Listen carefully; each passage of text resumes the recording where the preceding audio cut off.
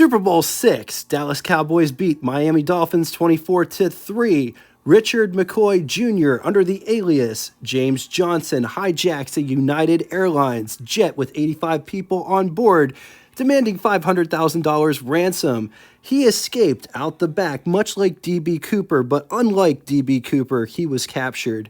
And The Godfather premieres at Loewy State Theater in New York City. The year is 1972, and this Oldsmobile Delta 88 Royale could be had over at your local Oldsmobile dealer. But before getting into all of it, I'm your host, Jay.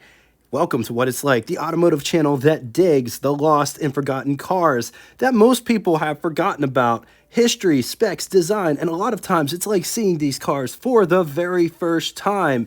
Engine episodes generally on Wednesdays. If any of that sounds of interest to you, a channel that you will totally dig, subscribe and hit the bell icon next to it to never miss a video. Couple of announcements real quick. Auburn, Cord, and Duesenberg is having a shindig over in Auburn, Indiana, August 28th through the 31st. I will be there the 31st. Also coming up very quickly is, in my opinion, the best car show this side of the Mississippi, the Old Car Festival at the Greenfield Village in Dearborn, Michigan, right next to the Henry Ford Museum. It's way more than a car show. It's an experience. If you've never gone, it's definitely a bucket list thing, and that is September 7th and 8th. All right, 1972 Oldsmobile model lineup consisted of, and these aren't in any particular order, Tornado, 98, Delta 88, Cutlass. Oldsmobile also offered wagons that they called cruisers. You had the Cutlass Cruiser, Vista Cruiser, and Custom Cruiser. Oldsmobile would offer the 88 line from 1949 through 1999 in 10 generations. 1972 falls in the 7th generation, which was produced from 1971, 72, 73, 74, 75, and 76. In 1972, the Delta 88 was offered in two trim levels, the standard Delta 88 and the Royale, which took the place of the custom 88 from 1971. 1972 Oldsmobile Delta 88 Royale could be had as a two-door hardtop, four-door town sedan, two-door convertible, and four-door holiday hardtop. Not getting into all of the standard features on the Royale, but here are a few. You could look at the rest of them. They're all right here. Power brakes with discs up front, cigar lighter, interior hood release, windshield, radio antenna, front head restraints, power steering. Options, once again, not getting into all of the options, but if you want to look, they're all right here. Power windows, power seats, power door locks, vinyl roof, defogger, air conditioning, cornering lights. Let's talk specs. This puppy is long at 222.1 inches long, 79.5 inches wide, 53.4 inches tall. It rides a wheelbase of 124 inches. It weighs 4,458 pounds. Price, $4,179, which would be equivalent to you spending $31,409.98 in the year 2024. Total 1972 Oldsmobile production across all of their lines was 762,199 units. Moving on to engines, which there were two engines on offer. Starting with the standard engine, which was the 350 cubic inch displacement Oldsmobile V8, 5.7 liters. It could be had with a 2-barrel carburetor or a 4-barrel carburetor, making horsepower figures from 160 with the 2-barrel, 180 with the 4-barrel. Sources conflict. It might make a little bit more than that. 4,000 RPM, 275 pound-feet, or 373 newton meters at 2,400 RPM with a bore of 4.057 inches and a stroke of 3.385 inches, 5 main bearings. Moving on to the biggest and baddest engine on offer for the Oldsmobile Delta 88 Royale, 454.4 cubic inch displacement overhead valve V8, 7.4 liters. It's good for 250 horsepower at 4,200 RPM. And it's important to note that Oldsmobile changed their horsepower ratings in 1972, going from gross horsepower to net horsepower. These figures might seem small, but these are real-world figures with all of the accessories attached. In years prior to this, it would give you the best case scenario without any accessories attached. 370 pound-feet or 502 newton meters at 2,800 RPM with a bore of 4.1 inches and a stroke of 4.3 inches. When backed with a 3-speed automatic, 0 to 60 could be had in 9 seconds with a theoretical top speed of 124 miles per hour while achieving an average of anywhere between 9 and 11 miles to the gallon. 2 transmissions on offer, 3-speed automatic or 3-speed manual. I found this 1972 Oldsmobile Delta 88 Royale over at Classic Auto Mall, Morgantown, Pennsylvania, where they have this car and 850 other cars for sale when this episode was recorded. Anybody can go peruse their inventory online or in person for hours of operation, directions, and to get the full scoop on this very car, be sure to click the link below after the show. Let's talk styling. Let's start with these headlights. Look at how the bezels can't really see what each bezels are doing, even if, they're inanimate objects or whatever, but just look at that. It's a very interesting design. Turn signal indicators come to a point.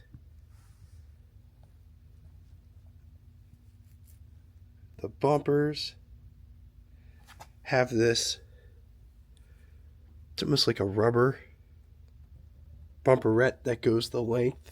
Bumper guard, I guess, goes the length of the bumper. Notice the bumper also has holes in it, which also has grill parts in it as well.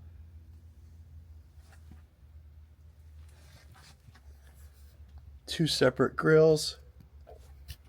Oldsmobile badge there in the center. But just look at all the different angles that are going on in that front profile design with the bumpers, front fascia.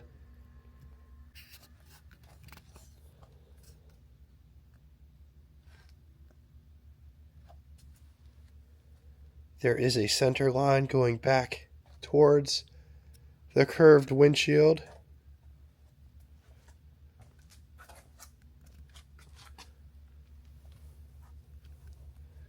Markers and turn signal cornering lights.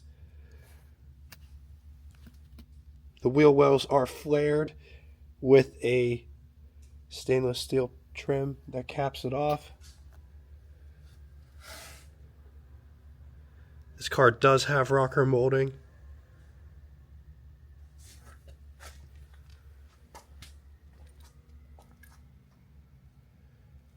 Notice the windshield wipers are tucked underneath.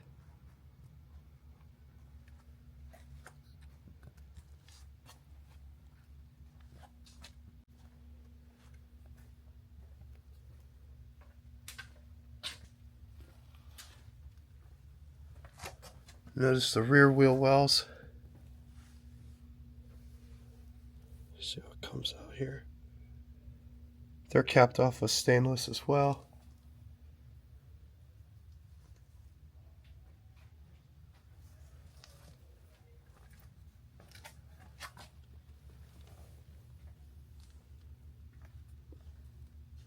Delta 88 badge there.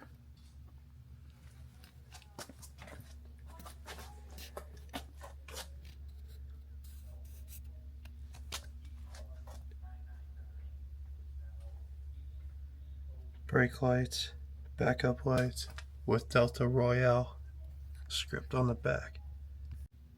Coming up and getting inside, but before we do, just look at how this door handle is designed. This door has a lot of heft to it.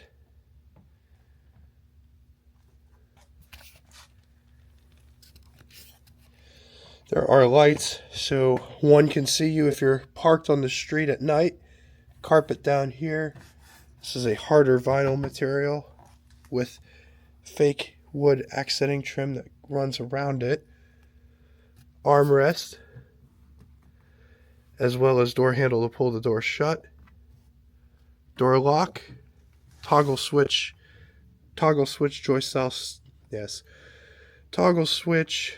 joystick style rear view mirror. Door handle to get out. Window crank for the big window. which operates like this. Notice it's curved, the window is. Coming down inside the pedal box down here, the high beam switch, emergency brake release, hood release, brake, gas pedal. This one has crotch ventilation. That's what this is. Let's take a look at this interior.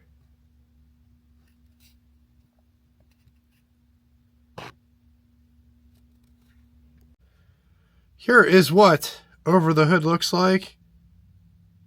Here's what first person over the hood would look like. On to the button switches and knobs, starting on the left and moving right. Windshield wipers, which is a slider, mist at the bottom, off, low, and high. Windshield washer feature on the bottom, push button. Headlights, fan blower speed, heat and ventilation controls are on the driver's side, so the passenger has no access to mess with them. 2 sliders, the one on top, off, air conditioning, vent, heater, bi-level, defrost, and then the bottom one controls temperature. Cold on the left, hot on the right. Gasoline gauge at the top, as well as a series of idiot lights. 120 mile per hour speedometer with odometer just below it. Drive modes read park, reverse, neutral drive, super, and low. The S on Pontiac and Oldsmobile is generally for super, and it's a range.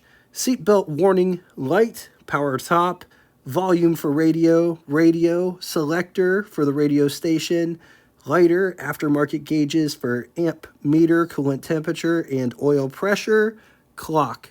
Up above are sun visors. They have this cutout for the rear view mirror. Another sun visor over here for the passenger, which has an accessory mirror attached to it.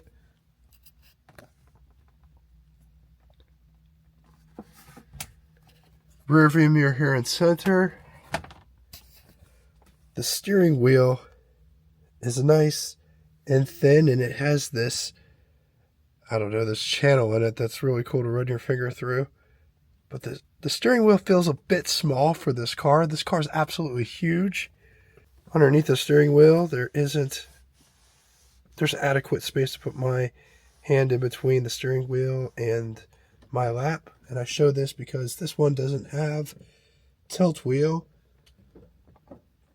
nor power seats, so wherever it is, that's where it is. Getting in the rear, just notice how that pivots out of the way, giving you that much access to get in the back. This is what the front looks like from the back. Let's take a quick gander at the greenhouse or the pillar to glass ratio. And that's what visibility looks like out the back from the back seat. There is no parcel shelf because this is convertible, but that's how much extra space you have while the convertible top is in use. Let's talk seat back profile. It is rather upright. Also notice how wide the bench is. It is absolutely huge. My hand is 7.5 inches long for reference. So there's 7.5 inches plus 7.5 inches is 15 inches plus almost another one. So it's insanely wide. Creature comforts, armrest, ashtray. There's lights so you can see. The windows do go down. I'll show you. Ashtray. I'm 6'2". I got negative knee space. The seat isn't even locked into its position. But if the bench was just a wee bit smaller, there would be tons of space back here. Getting under the hood.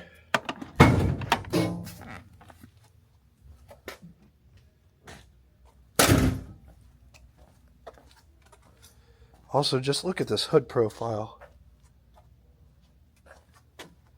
Secondary couch is right here.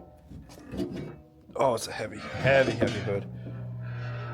Heavy.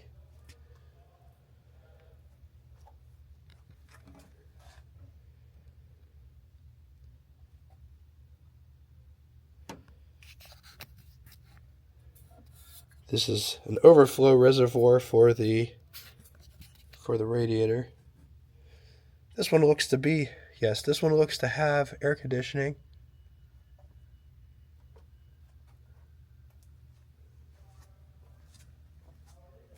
As well as alternator. It's got a fan clutch. Dual master cylinder with power brakes. As well as power steering way down inside there. Distributors at the back. On the positive side, it's a convertible. By 1972, a lot of automotive manufacturers began to phase out the convertibles.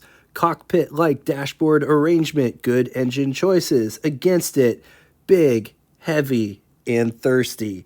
All right, now it's time for Would You Rather. 2 scenarios today. In the first scenario, would you rather have a 1972 Mercury Marquis or 1972 Oldsmobile Delta 88 Royale or 1972 Chrysler New Yorker? I'm going to leave this here for a minute. If you need more time, feel free, pause the video. On to the second scenario. 1972 Buick Skylark or 1972 Oldsmobile Delta 88 Royale, which is a mouthful, or 1971 AMC Ambassador. Once again, going to leave this here for a minute. If you need more time, feel free, pause the video. Now it's time for Name That Tune. First person to give both the name of the band and the song title correctly in the comment section will have their comment pinned to the top of it. Thank you all so much for coming out and watching this. If you'd like to get in touch with me, shoot me a comment in the comment section below or send me an email at what_it's_like@yahoo.com. We also have a Facebook group that correlates with this YouTube channel where I post different cars for sale locally. That's stellar prices, really. You could check that out too if you're interested. So if I see you on there or in the comment section or you send me an email, just know that I appreciate everything that you guys bring. Until next time, toodaloo!